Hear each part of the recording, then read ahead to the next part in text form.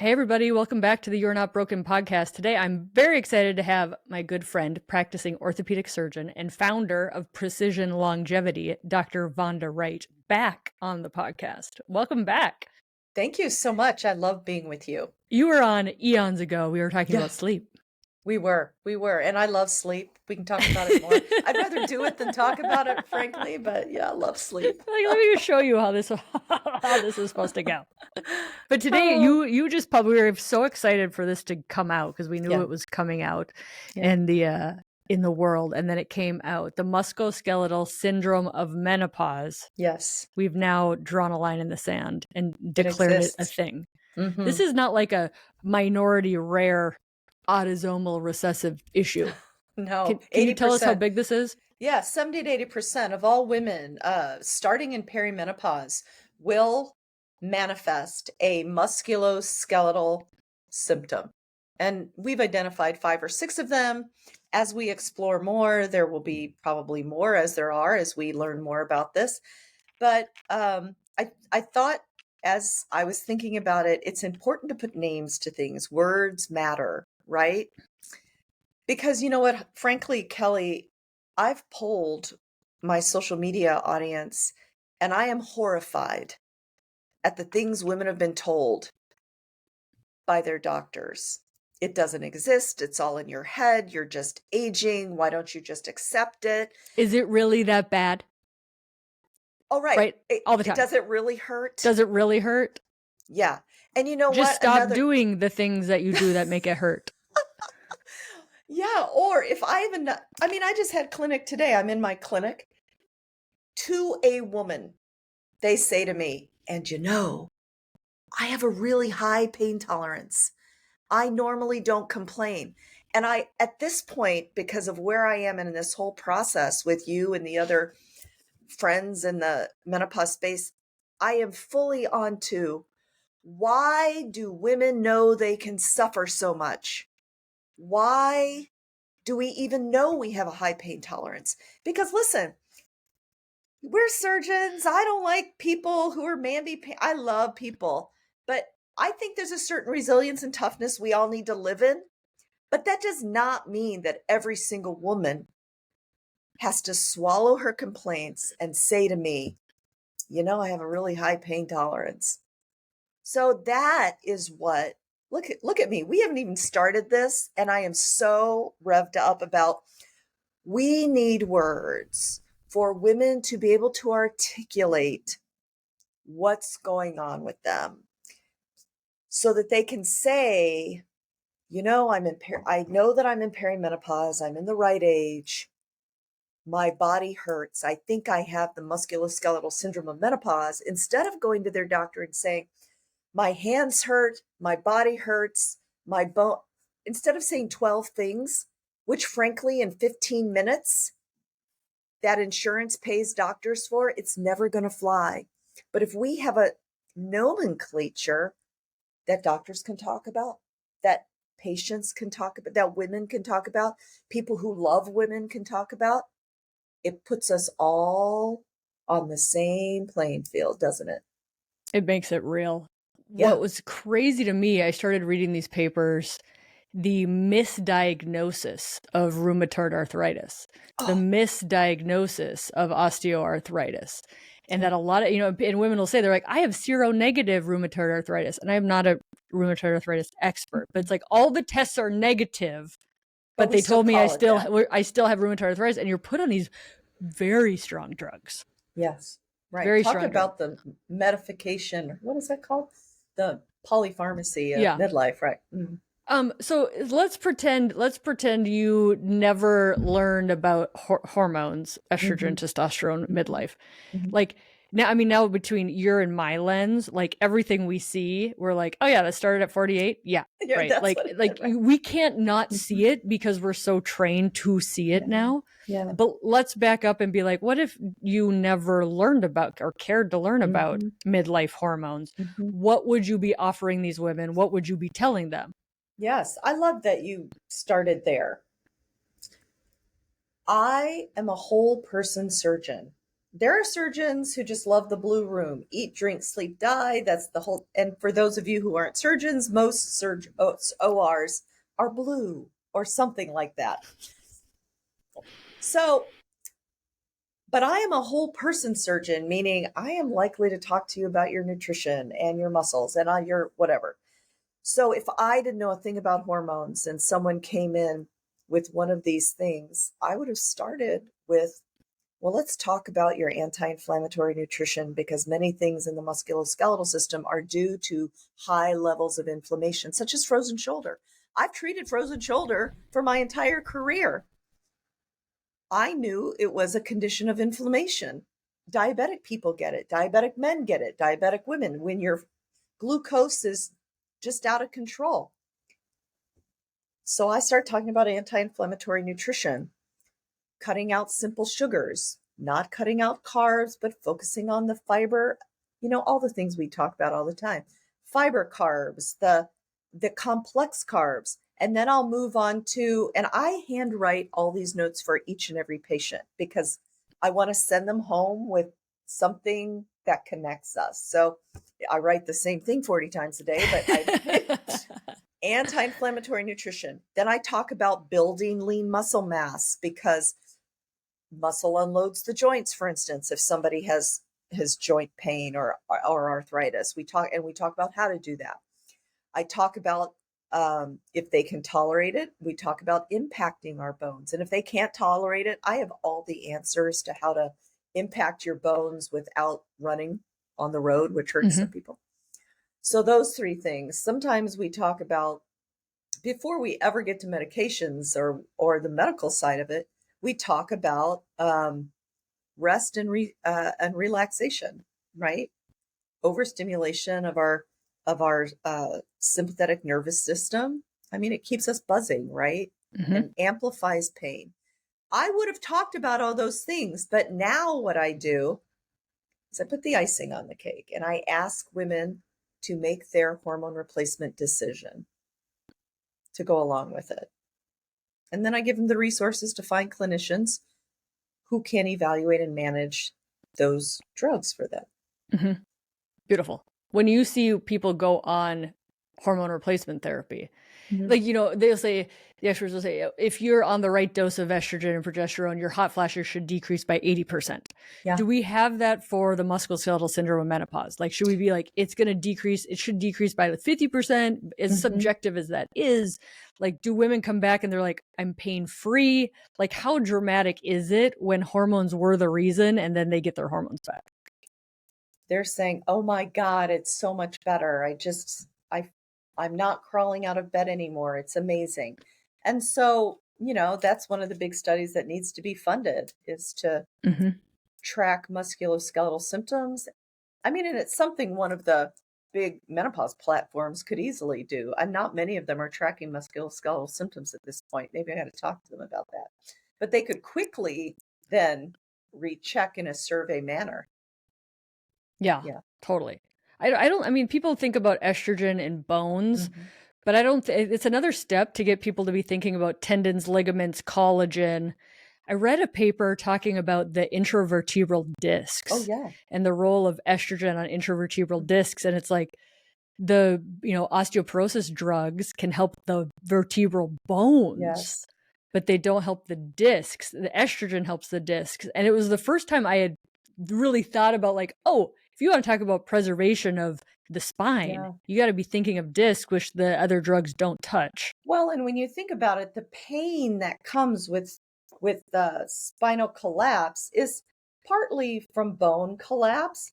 But when you have loss of the disc, I'm making a fist right now for those of you who can't see, with this annular ring in between, the bones then hit each other and it's arthritis.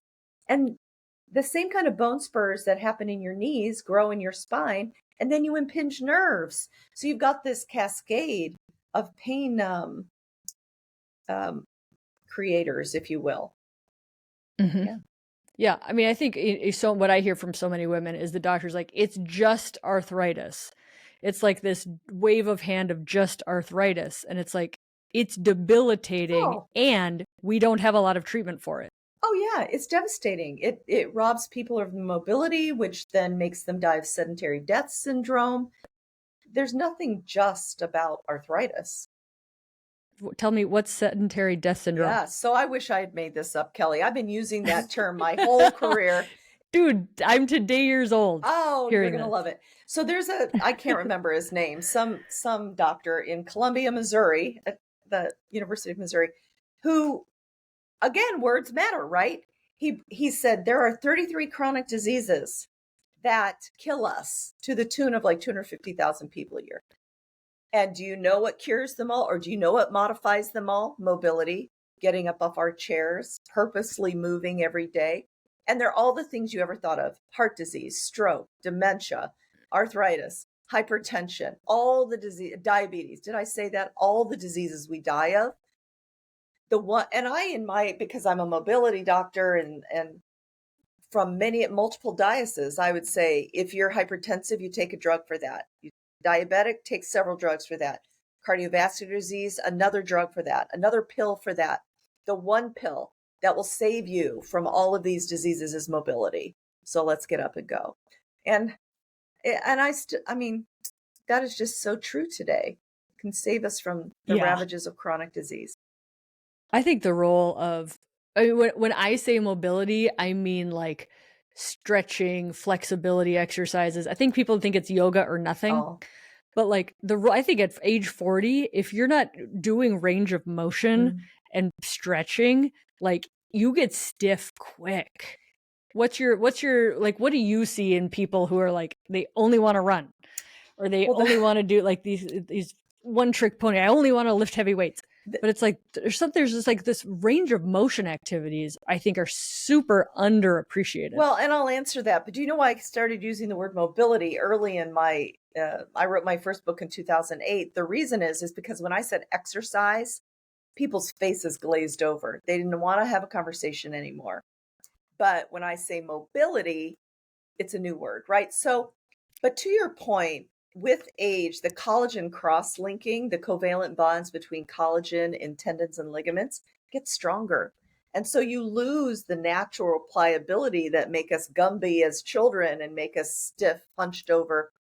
And, you know, with heavy lifting, I see people getting stiffer and stiffer. So true mobility, stretching, and the way I prescribe that is before an activity, whatever your cardio or your lifting, you dynamically warm up, meaning in a mobility way with walking lunges, hip circles. I do this whole routine to activate the muscles and joints I'm going to use to lift. So dynamic warm up, then you go do your activity, and then you can statically stretch afterwards, right? So that's how I prescribe this for people so that we don't become so stiff. And, you know, I had a guy in the OR the other day who I mean, he's such an successful executive, but from years of doing this, has a very large kyphotic. The computer hunch. That's right. Kyphotic thoracic spine. I couldn't even sit him up straight. So we get stiff if we don't reverse course. Yeah, totally. Yeah. How do you think, you know, with your paper coming out and women getting, because how I see this happening is women are going in and then advocating for, like, it's not, the change is not happening because doctors are having all this free time to get new education. But how do you think the healthcare system can better support women during musculoskeletal syndrome of menopause, during the menopause transition? Do you know why I'm laughing briefly at myself? Because I envisioned this. That's the way I made it open access. People, you got to pay for that. There's a big fee to make it. But we did it because I had this vision of every single woman printing it off and saying, have you read this paper yet? This doctor, blah, blah, blah. But you know what? I love it when people actively participate in their health care. It is no longer okay to say, you're the doctor, what do you want me to do? I like when people participate. So that's what I envision, is that women will help themselves by printing off this paper, listening to all the things we say, and come in educated so it can be an educated discussion. And if they have to, hand their doctors the paper. Because listen, I'm not a doctor hater. We're busy. We can't care for people the way we want to. It's hard to find the time to read every journal that comes to my house. So if a patient wants me to read something, I'm happy to receive it. I'll put it in my pocket with the rest of my papers. But Yeah. No, I think that's how it, and when you come in to your doctor and you're not afraid of hormones, you've already done the education to yes. not be afraid. It's a much higher level, like, okay, what do you want to try? How should we try it? Blah, blah, Yeah. blah, blah. Versus like if a doctor has to like get over that part first, it's just a much more fruitful. So I think patient education is 80% of it, at least. And I maybe the patients who come to you to talk about this have done that work. I'm continually surprised at the number of women who haven't even heard of perimenopause. Because a 47-year-old will come into me and she'll be having all the things, and I'll say, well, you're in perimenopause, you're 47, your hormones are changing, and some of them have never even heard the word. So I think it goes beyond, Wow. I know. I mean, it's astounding. And people have never, or my doctor never said about it. So that's why I think this digital work we're doing is so important, because women don't read medical journals. How are they going to know? Yeah. They don't go to NAMS. How are they going to know? Yeah, totally. I mean, in your paper, you talk about the musculoskeletal syndrome of menopause is present in 50% of perimenopausal women. It starts then. Yeah, that's when it starts. And I think the thing what I hear a lot from women is, I went to my doctor and they said, well, this can't be what it is, and you can't have hormones because you're still having periods. And I think that myth or that like very arbitrary bleed prevents women from getting healthcare. Right. And they're like, well, the women with hysterectomies and ablations and IUDs, they don't get told that, right? Because they don't have a period that's like messing up doctors' ability to think about hormones. I just think probably not being in a subspecialty that deals with the gynecourinary system, which is what people think women's health is. It's not, but that's what people think women's health is. Unless you take the time to put it all together, I don't think people take the time to put it all together. Like what you just said, I bet nobody's ever thought of that. Wait a minute. Lots of women don't have periods. Periods do not define. They're a result of hormone fluctuations. They do not cause hormone fluctuations, Yeah. Yeah, I think a lot of people don't think it through. Yeah. Because then I'm like, what about the people with IUDs? You give them with the hormones, and then you're like, oh, right. Yeah. Right. Yeah. It's like it doesn't make sense. Talk to me about frozen shoulder. The first, correct me if I'm wrong, but like the first published article on frozen shoulder and hormones like literally came out last year or something. Yeah, Jocelyn Whitstein from Thank Duke. you. Yes, she's an amazing doctor. The good thing about Jocelyn Whitstein's clinic is it's right down the hallway from the OB Institute. Isn't that amazing? So they mined their insurance database associated with Duke and recognized that women on hormone replacement therapy had less frozen shoulder than the population of women they served who were not. So frozen shoulder is an inflammatory, it's not a disease, an inflammatory problem with the capsule of the shoulder. So the shoulder, the skin on the outside, it goes skin, subcutaneous fat, muscle, 3 layers of muscle, and then the capsule, like the inside skin, I like to say. That is very subject to inflammation. And so frozen shoulder out of nowhere, when you're too sugary or too high inflamed, the capsule starts being inflamed and it's extremely painful. So pain presents first, pain out of nowhere. You don't know what happened. You did not wake up in the middle of the night and hit your shoulder on the doorway. It's all suddenly painful. And then you do the logical thing is you protect it. You hold it to your side. You don't use it. And within a week, it's frozen. You can't lift it above your arm, above your shoulder. You can't hook your bra. And it progressively gets more and more hot and painful. And many, many women with their high pain tolerance will just wait it out. 6 weeks, 2 months. And they're like, and then you can't sleep. When is this going to end? So Dr. Joe Hannafin from the from Hospital for Special Surgery, who was my mentor there when I was a fellow, actually went to the trouble in 2011 and identified 4 stages from initial freezing to thawing, and by the time you progress through those 4 stages, it's gone from pain to fibrocyte infiltration, which is like spindly cells that make fiber in your body, and the capsule actually contracts due to the number of fibrocytes in the tissue. And that's what the thawing is. You have to eventually, over 2 years, replace those with healthy capsules, synovial cells again. That's what the process is so long. So Dr. Wittstein identified, oh, that doesn't happen quite as much when estrogen has been on board, because estrogen is a huge modulator of inflammation in the body, both with its modulation of something called tumor necrosis factor, its interaction with a part of the immune system called the inflammasome, which is a multi-protein complex. You never think of estrogen as playing that role, but it's a critical role, and it manifests in the shoulder when you have inflammation, the same way it would if you're a diabetic with an out of control inflammatory process due to your high sugars. Yeah, and they call it the 50-year-old shoulder. And in Asia, they call it something like middle-aged woman. I mean, it's identified. It's like, oh, it happens in middle-aged women. What's up with that? Yeah. Even Dr. Hanafin's paper in 2011, it was too early. No one was talking about menopause then, but she even recognized, she's like, very in the discussion, really interesting. This seems to happen in middle-aged women. But again, unless you're thinking about it, you don't put together. This happens in many diseases we're now identifying as, oh, what's happening in midlife and middle-aged women? What is the common thread that's happening? Yeah. Interesting, right? Totally. There's other data in all genders that people with low hormones, whether it's testosterone or estrogen, have a higher rate of rotator cuff repair, have higher rates of joint replacement. Yeah.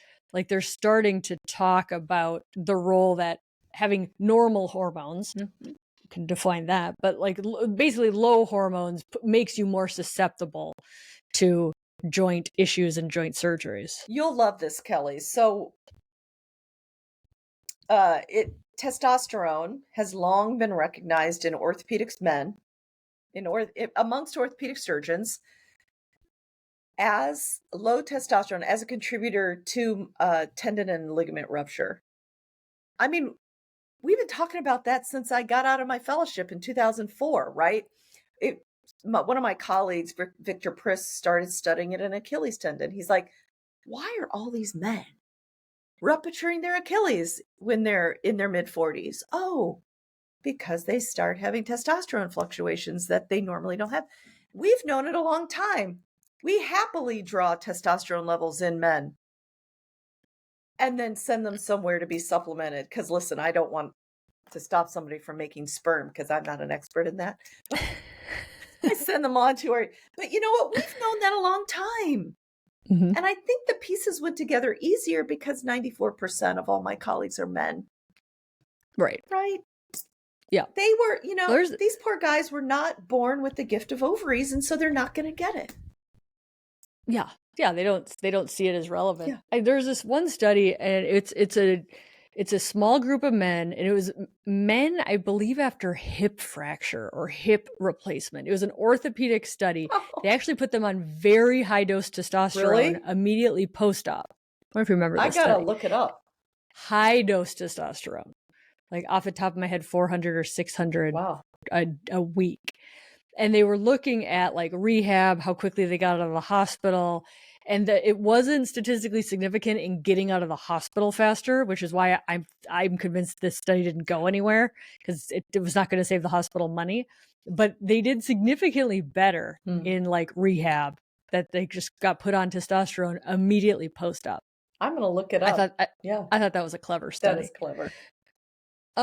Okay, so as a thought leader in mobility hormones midlife, at what point, because I don't think we're there yet, but and I don't want to set you up, but at what point can women say, I don't want to worry about Achilles tendons. I don't want the rotator cuff surgery that my mom had. I don't want to lose my muscle mass. I just want to start on hormones when I'm 50 for health, for prevention. Where do you think we are with that? Well, listen, I, as an orthopedic surgeon, the bone doctor, have the easiest time of anybody suggesting preventive hormones. Because here's why, right? 1 in 2 women will have some kind, 1 in 3 women will have some kind of osteoporotic fracture.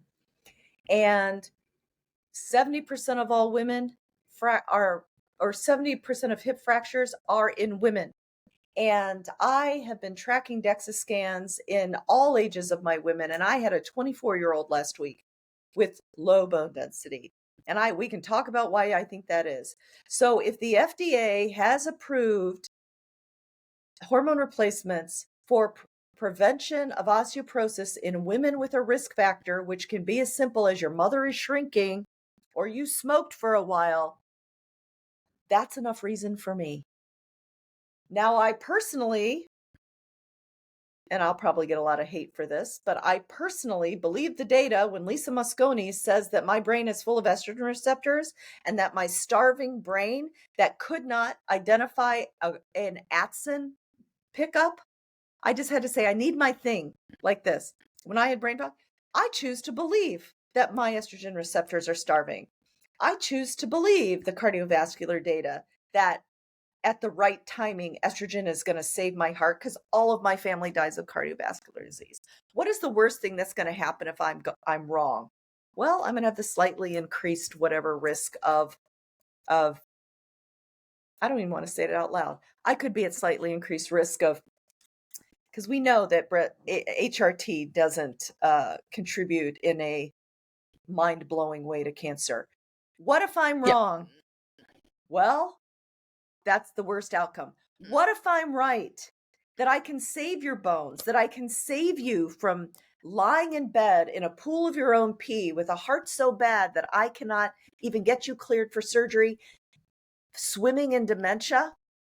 I'll take that. I'll take that pill, not that pill. Yeah, I mean, I think you and I, we're obviously on a hero's journey because we've seen how this ends, and we're coming back to tell the midlife people. Like I see 84-year-olds with raw skin between their thighs from bladder leakage that's so severe they can't leave the house. Yep. Right?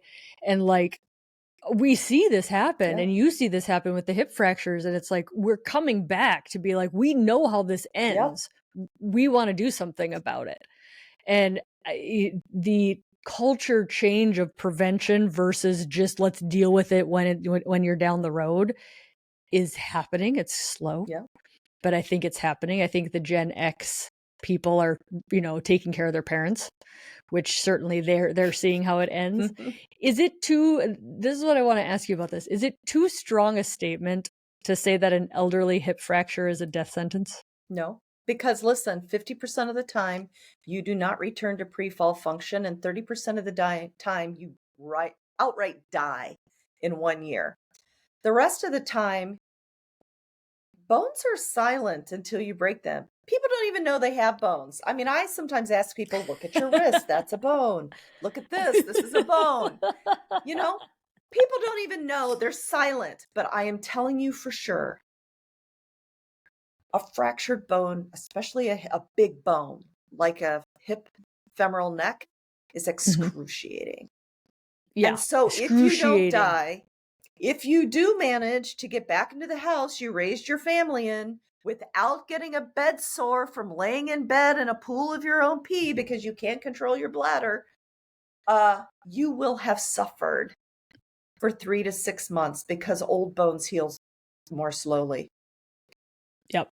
Gosh, I have a friend who's like 87-year-old grandma fell on the ice in the Midwest and was on hormone replacement therapy and didn't break anything falling on the ice. Oh, Kelly, my 84-year-old mother has normal bone density because she was on hormones. Then the whole thing happened. And then when I got a hold of her, I sent her to a hormone doctor. We put her back on hormones. She fell off a riser at my daughter's volleyball, and I thought for sure she's laying on the ground. Nope, she pops up. She's like, she's, oh, Yeah, but it's, I mean, those are like the no big deals happen, right? Like the fact that she fell, she got back up. but here's the It's sad thing, crazy. Kelly. We are one fall away from devastation. I have a story. Of- I was in the hospital the other day, and one of the ICU nurses was telling me about one of her patients. She's 89. She was community functional, drove her car. In fact, she was the functional one that took care of her 70-year-old neighbor that needed to go to the doctor, right? She was the neighborhood driver. She fell, broke several ribs, broke her hip, and her heart was so bad that they can't clear her. So her son, who's 70 something himself, puts her in hospice care just to manage her pain. We are one fall away from devastation if our bones are that weak. Yeah. Prevention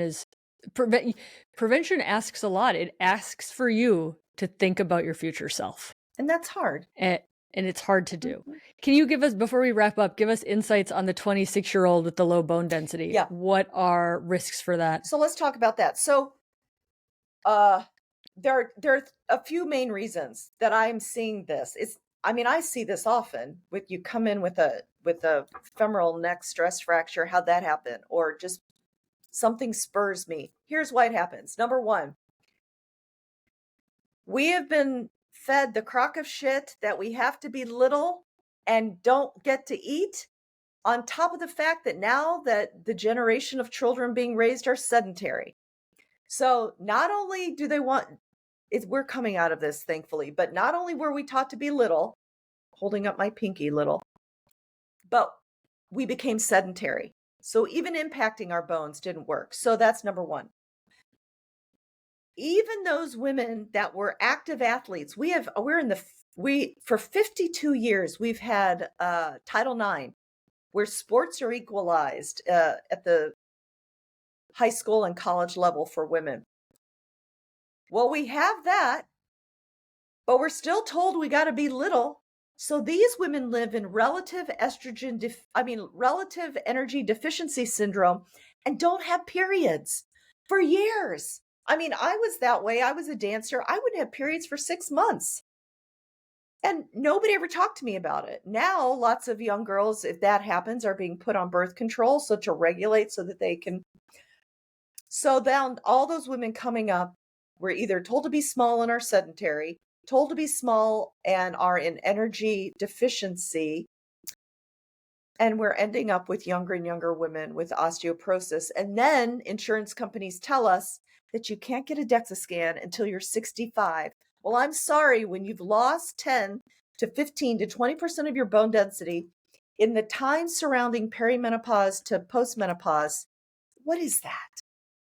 We are telling women just to sit there and die. That's what the message is. If we don't get in front of this, we will become frail old women. And we know how that turns out. Yeah, that's my question because, I get the 50-year-old and she's like, should I, shouldn't I, should I, shouldn't I? I'm like, what do you want to be doing when you're 74? What's life look like? And that, I believe that question helps people be like, oh, okay, I want to keep this going. Yeah. Oh. And what are you going to have to do to keep it going? I mean, I think it's incredibly optimistic that we call the ages 40 to 60 midlife. Like, what an incredible branding. This is only halfway through. But it's amazing. But it's like we have to do things to age healthy and challenge the thought that frailty is inevitable, because you see the people who frailty is not inevitable. Oh. And you're like, I want to be those people. I've never believed that aging is an inevitable decline from vitality to frailty. I've never believed that. And I've spent a career trying to dispel that myth. Keep getting louder. You're getting loud. You got an Instagram with 1 million followers. You know what that shows, Kelly? It shows one of two things, or maybe both. I've got the gift of gab. Three things. Truth. I'm a gift of gab. I'm a good teacher.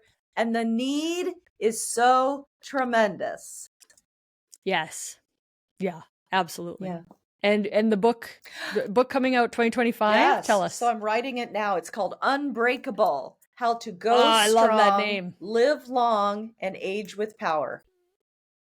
I love it. I know. I'll put your Instagram links down below. Thank you. You for joining us, and thank you for publishing this paper, open access, Yeah. so people can print it out, highlight the crap out of it, and bring it into their doctors. Thank you. Awesome. Nice to talk to you. Bye.